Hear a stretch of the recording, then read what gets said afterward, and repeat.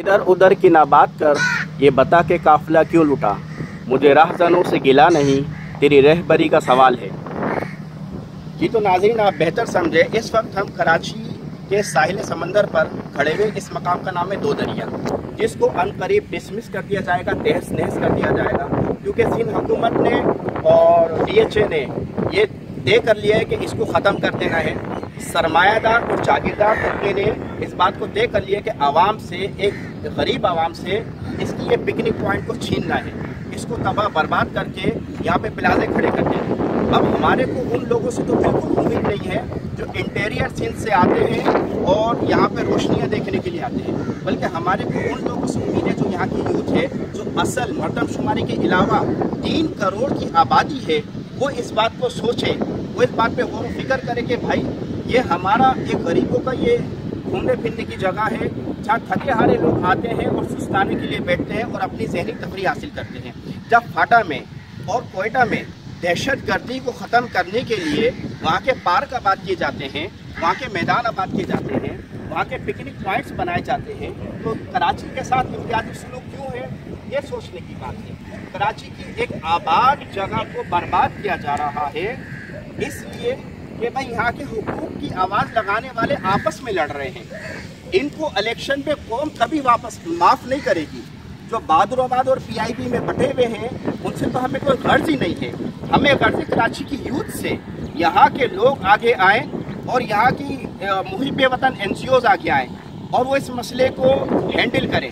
आप यूरोप चले जाएँ, आप गल्फ के किसी साहिली मकाम पे चले जाएँ, ऐसी चीज़ों को अप्रिशिएट किया जाता है, बनाया जाता है, संवारा जाता है। यहाँ पे बनी हुई चीज़ों को तबाह किया जा रहा है। हम जनाब चीफ जस्टिस साहब से अपील करते हैं कि भाई आपको अगर पनामा से और इकामत से फुर्सत मिल जाए तो कराची के इस गरीब खाने को भी देखिए। इस दो दरिया के मकाम को तबाह करने के लिए जो प्लानिंग कर ली है, भाई हम DHA से एक सवाल करते हैं कि तुम्हारे पास कम ज़मीन है भाई, तुम्हारे कितने सब मेरीन ऐसे बने हुए जहाँ पब्लिक जा नहीं सकती, जहाँ आवाम को दाखिला ममनू है। ये गरीबों की एक जगह है, इसको भी तुम तबाह करने पे तुले हो।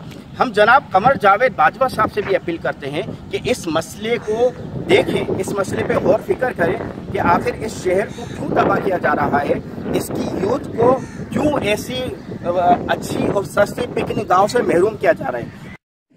अब हम आपको सरसरी तौर पे ये मंजर दिखलाते हैं कि किस कदर आबाद और खूबसूरत होटलों की ये पट्टी है। इसको बनने में कितना अरसा दराज लगा होगा, इसकी खूबसूरती को आप देखें, इसमें कितना लाखों का सरमाया खर्च हुआ होगा। आखिर हमारा सवाल ये है, वो कौन सी ऐसी नादिरा कुव्वतें हैं जिन्होंने इस शहर से इंतकामी कार्रवाई के लिए ठान रखी है? कौन ऐसे लोग हैं जो इस शहर को तबाही की तरफ लेकर जाना चाहते हैं? उनको सामने लाया जाए। नाजरीन, इस पट्टी से, इसके ख़त्म होने से 30,000 मुलाजमीन बेरोज़गार होंगे। शहर पे वैसे ही कोटा सिस्टम का नासुर मुसल्लत है। जब ये बेरोज़गार अपनी ज़रूरतें पूरी करने के लिए असला उठाएंगे तो आप फोर्सेस के इख्तियारात को बढ़ा देंगे कि शहर में अमन कायम करने के लिए मज़ीद राव अनवार पैदा कर लेंगे। भाई, मुजरिम से आप नफ़रत नहीं करें, जुर्म से नफ़रत करें। ऐसे असबाब ही ना पैदा होने दें। ना कर बेदखल तो मकानों से मकीनों को वो बच्चे दहशतगर्द बनते हैं जिनके घर नहीं रहते। ये रियाया एक दिन अपने शाह को कत्ल कर देगी। मुसलसल जबर से ताबिश, दिलों में डर नहीं रहते। हमने तो ये सोचा था कि ये इस कदर मीडिया पे मसला उठ चुका है, शायद चीफ जस्टिस साहब इस मसले पे सोमोटो एक्शन लें, लेकिन वो तो सियासत खेलने में मसरूफ़ हैं।